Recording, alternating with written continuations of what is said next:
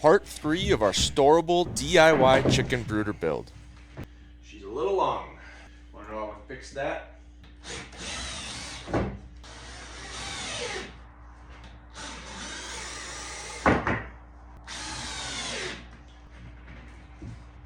There's gonna be our motion.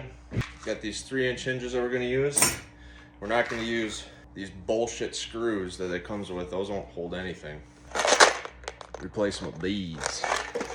Since everything on this build is super square to begin with, I'm gonna only put one in each side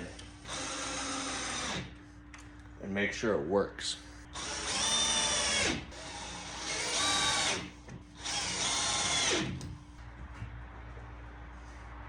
Oh, would you look at that.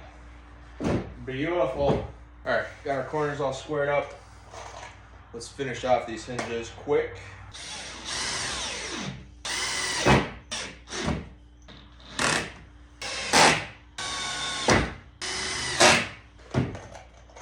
One short.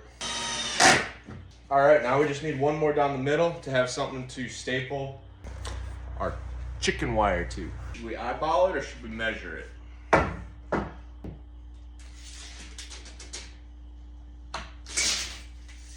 Measured it.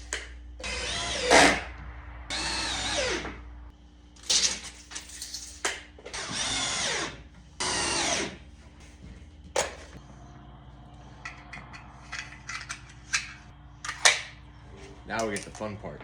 Time to put on some chicken wire. Test our staples. That's a staple. There, stay.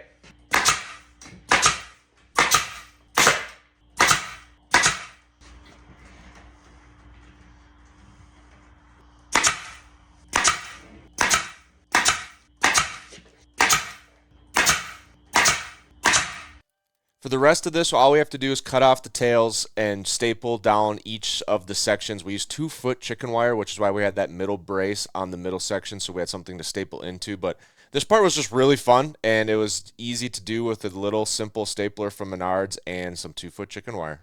All right, we got her built just in time. Let's go set it up and get our chicks in it.